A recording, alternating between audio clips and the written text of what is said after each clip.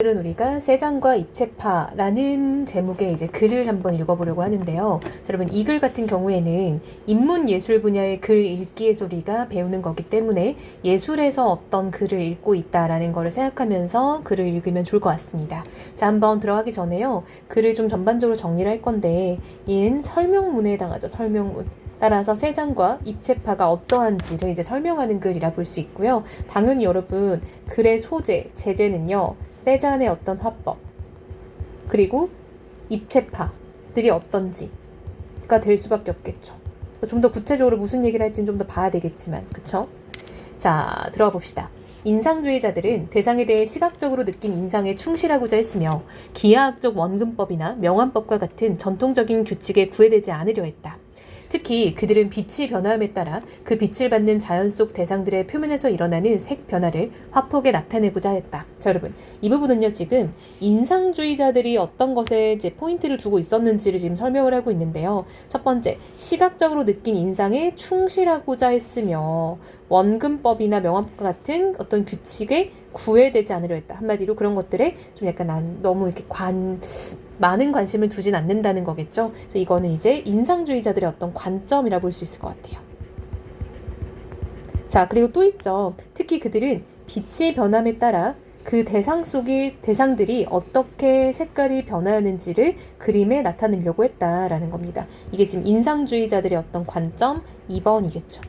이에 따라 인상주의자들은 윤곽선이나 형태 및 입체감보다는 색채의 효과를 중시했으며 외부에서 관찰한 자연의 순간순간의 모습과 그것에 대한 시각적 인상을 현장에서 화폭에 담아냈다. 자, 여러분, 그리하여 그들이 중시 여겼던 건요, 색채의 효과였다는 거예요. 색의 변화에 초점을 맞췄다라고 했었잖아요. 그래서 색채의 효과가 중요했고 자연의 순간순간의 어떤 시각적인 인상을 표현하는 게 중요했다라는 겁니다. 인상주의의 대표적인 화가인 모네가 잡을 수 없는 신비한 자연에 대한 한탄을 유언으로 남기고 죽은 것은 이 때문이다. 자, 여러분, 잡을 수 없는 자연이 신비하다라고 말하는 이유가 뭐겠어요? 자연은요, 순간순간 어떤 모습이 달라지고 그런 것들을 우리가 아무리 계속 포착해서 그려내도 계속 달라진다는 점에서 그런 말을 남겼겠죠. 그런데 세잔은 모네의 이 말에 회의를 느꼈고 인상주의자들이 추구했던 눈으로만 파악한 감각세계의 혼란스러운 모습에 정신적인 구성과 지적인 질서를 부여하고자 했다. 자, 여러분, 자, 드디어 세잔이 나왔는데요. 세잔은 좀 다른 관점을 가졌죠. 이 사람은요, 인상주의자들이 추구했던 어떤 그 눈으로 파악한 그 포착의 어떤 자연의 모습에 정신적인 구성과 지적인 질서까지 부여하려고 노력을 했다라는 겁니다. 자, 여러분, 일문단을 읽었을 때는요, 인상주의자들의 관점과 일단 이들의 관점을 소개하고 그것에 이제 조금 달라지는 세잔의 어떤 관점을 지금 설명하고자 한다라는 걸 알 수 있겠죠. 세잔은 대상 표면의 색이 변한다 하더라도 입체적인 구조는 변하지 않는다는 생각에서 감각적 경험과 지적 원리가 결합된 미술을 만들어냄으로써 견고하고 영구적인 모습으로 물체들을 나타내고자 하였다. 자, 여러분, 세잔이 포착하는 건 뭐냐면요, 색은 변하더라도 입체적인 구조는 변하지 않는다. 자, 여러분, 색이 변한다라는 건 바로 인상주의자들의 관점인데요. 인상주의자들의 관점 역시 세잔도 수용은 합니다. 그런데 입체적인 구조는 변하지 않는다라고 봐서 그 부분을 지적인 원리로 이제 같이 묶어서 가네요. 그림이란 선, 면, 세계의 구성으로 이루어진 조형세계라는 관점에서 지적이며 합리주의적인 세계를 만들어내려 한 것이다. 이런 관점에서 세잔은 모든 자연 속의 대상은 원통, 원뿔, 구로 환원하여 나타내야 한다라는 유명한 말을 남겼다는 거죠. 자, 여러분, 세잔은요, 그림은 선면색의 어떤 구성으로 이루어진 조형세계다. 이런 표현을 했고, 그러다 보니까 모든 자연 속의 대상은 원통, 원뿔, 구로 환원이 가능하다라고 본 거죠. 왜요? 조형의 세계라고 봤으니까요.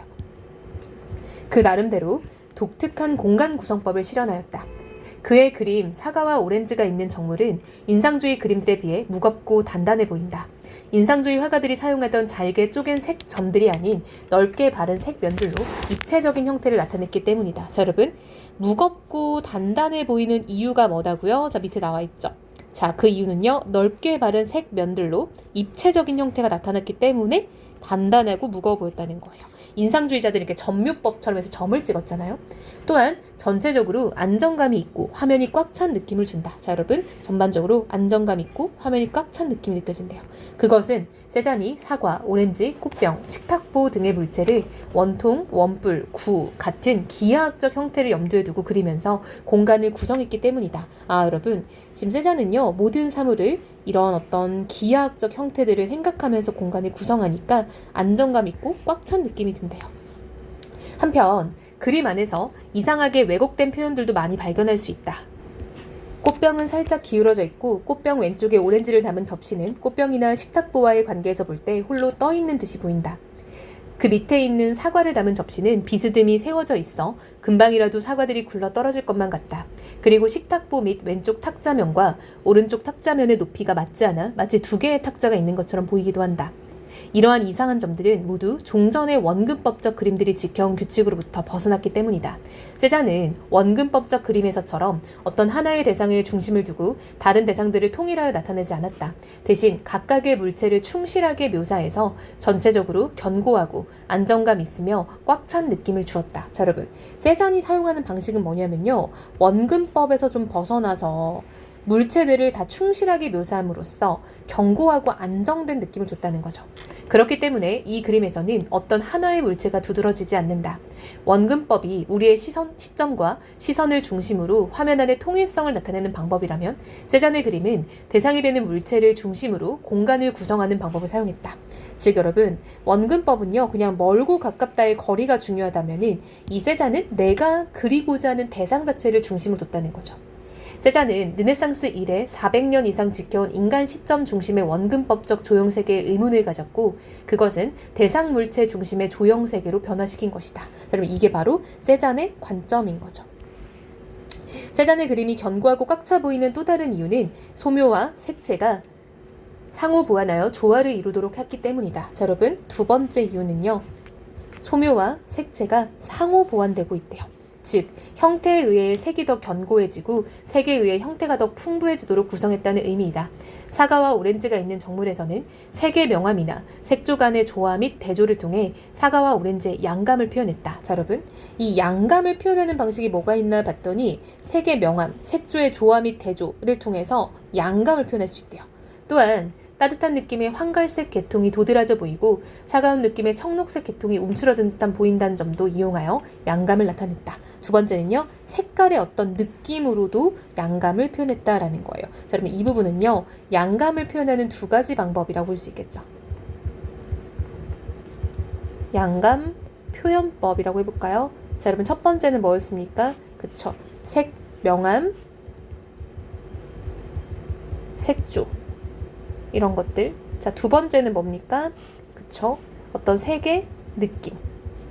이걸로 양감을 표현했다라는 거야. 여러분, 이 앞에 것들도 뭔가 좀 글이 살짝 지저분한 느낌이 있어서 한번 정리를 해보자면요. 자, 이 부분에서는 무슨 얘기를 했냐? 자, 이 부분에서는 그림이 꽉 차 보이고 안정되어 보이는 이유에 대해서 또 설명을 했죠. 자, 첫 번째는 뭡니까? 첫 번째는 각각의 물체를 충실하게 묘사.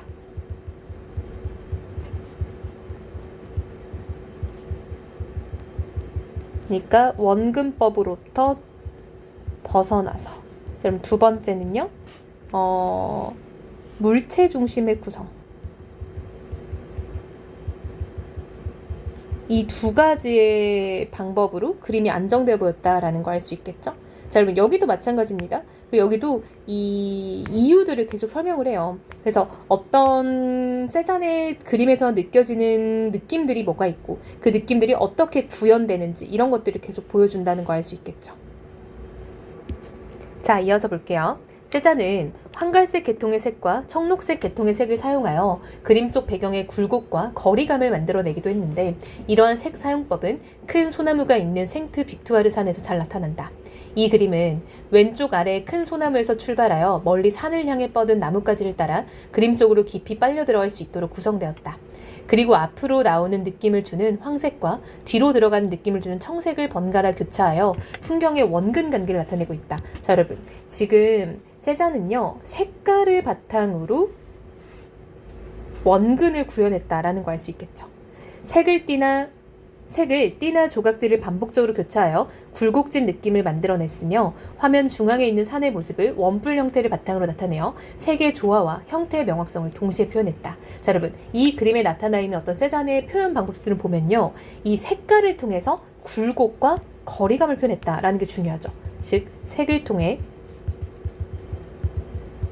굴곡과 거리감을 표현했다 라는 거 잘 보세요. 자, 이와 같은 그림들을 통해 세잔은 인상주의자들의 그림에서 부족했던 견고한 형태감을 되살려놓고 있으며 그림 속의 형식적 구조에도 주목하고 있다. 인상주의로부터 시작된 그림의 방법에 대한 관심을 지적이고 기하학적인 조형 원리를 바탕으로 한 형식 구성으로 돌려놓은 것이다. 자, 여러분, 세잔은 형식 구성이 중요하다는 거죠. 즉, 눈에만 의존하던 인상주의의 감각적인 미술과는 달리 세잔의 그림은 사유를 통한 물체의 이해와 표현이라고 할 수 있다. 세잔의 이러한 방법은 이후 기하학적이고 합리주의적인 미술 경향들로 이어지는데 그 대표적인 예가 입체파이다. 자, 여러분, 이제 그럼 새롭게 입체파의 이야기가 시작되겠다라는 걸 알 수 있겠죠. 자, 그럼 여기까지는 세잔의 어떤 화풍의 특징이라고 볼 수 있겠죠. 지금까지의 글은요, 세잔의 그림 특징이라고 볼 수 있죠. 세잔이 인상주의의 감각적 경험을 지적인 원리와 조화시키려 했다면, 자, 여러분, 이게 바로 그냥 세잔에 대한 어떤 총정리인 거죠. 입체파는 지적인 원리를 보다 더 강조했다. 물체의 형식적 구조에 관심을 집중하여 세잔의 물체 중심적인 생각을 한층 더 심화한 것이다. 입체파 화가들은 그림의 대상인 물체를 전후 좌우 360도 각도에서 바라보고 그 모습을 기하학적인 형태로 분석해서 해체한 후 화면 위에 재구성하는 방식을 사용했다. 자, 그럼 입체파들은요, 360도 각도로 보면서 해체하고 재구성했대요. 하나의 시점에서 바라본 모습으로는 물체의 조형적 형태를 완전하게 나타낼 수 없다고 생각했기 때문이다. 그런 점에서 입체파는 같은 시기에 야수파나 표현주의가 인간의 내면 세계에 관심을 보인 것과는 달리 대상 물체에 대한 조형적 탐구와 그것을 통한 화면 구성에 관심을 보였다고 할 수 있다. 즉, 여러분, 입체파는요, 조형적 탐구, 화면 구성이 훨씬 더 관심이 많았다는 거예요. 즉, 위에 있는 어떤 이 내면 세계에 대한 관심, 이거는 사실상 입체파 입장에서 별로 관심 있는 소재가 아니었다는 거죠. 입체파 화가 브라크의 기타를 치는 여인을 보자 기하학적인 형태들이 겹쳐있어 복잡하고 기묘해 보인다. 처음 이 그림을 보았다면 도대체 무엇을 나타내려 한 것인지 당혹스러울 수도 있다. 하지만 이 그림에서 중요한 것은 그림의 대상이 무엇인지가 아니다. 그보다 어떻게 화면을 구성했는지에 주목해야 된다. 즉, 여러분, 이 입체파는 화면 구성이 매우 중요하다 했죠. 즉, 미술을 바라보던 전통적인 관점에서 벗어나 새로운 관점에서 바라볼 필요가 있는 것이다. 이게 이제 입체파 미술을 볼 때 필요한 거죠. 기타를 치는 여인에서 알 수 있듯이 입체파 그림에서는 물체의 흔적들이 기하학적인 화면과 평면적 구성 속에 해체되어 버리면서 세잔의 그림에서 볼 수 있었던 물체의 견고함마저 사라졌다. 세잔이 감각적인 사실 묘사에 바탕을 두고 기하학적인 요소들을 결합하려 했다면 입체파는 감각적인 면보다는 기하학적인 화면 구성을 더 강조한 것이다. 피카소의 작품 앉아있는 사람의 경우에도 그림 속 인물이 형체를 알아보기 어려울 정도로 분석 해체되어 있어 마치 기하학적 형태들로 만든 사람 모형처럼 보인다. 언뜻 보기에는 전혀 의미가 없는 형태들을 뒤죽박죽으로 섞어놓은 것처럼 보이기도 한다. 입체파 그림에서는 어느 시점을 기준으로 하느냐에 따라 화면의 공간 구성이나 구성 요소들의 상대적인 위치가 달라진다. 이것은 관찰하는 대상을 완전하게 파악하기 위해서는 전후 좌우 등의 모든 시점에서 본 형태와 색채들을 종합해야 한다는 것을 의미하며 관찰자의 위치를 고정하고 한 시점으로만 대상을 파악한 1점 원근법을 부정하는 것이다. 즉, 여러분, 지금 이 입체파와 세잔의 공통점도 하나 알 수 있죠. 세잔과 입체파의 공통점. 얘는 이제 기존의 원근법에 대한 관심이 매우 적었다. 그걸 굳이 살리지 않았다는 거죠. 실제로 우리는 원근법의 방식과 다르게 대상을 관찰하고 파악한다.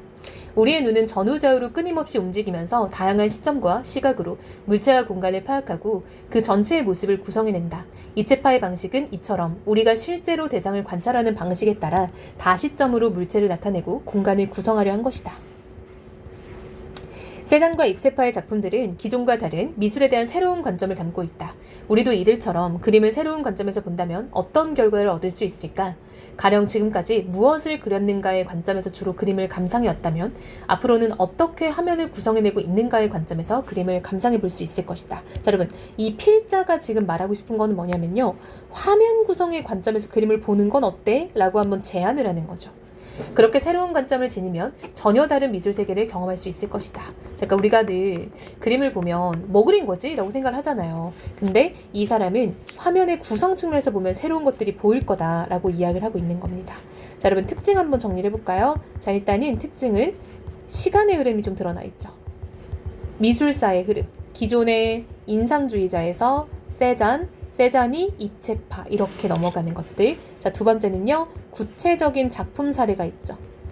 구체적인 작품을 예시로 들어서 이야기를 전개하는 거. 자, 그리고 이 예술 사조 관점의 어떤 공통점과 차이점이 다 나타나 있다라는 거 알 수 있겠네요. 설명문이니까 단순히 여러분 이제 정보의 나열이 좀 많아요. 그래서 그런 것들을 좀 잘 캐치해주면 되고 입체파 부분보다 훨씬 더 내용이 쉬워졌기 때문에 그냥 이제 그 관점에 사조에 따라 분류만 하면 되겠다라고 보입니다.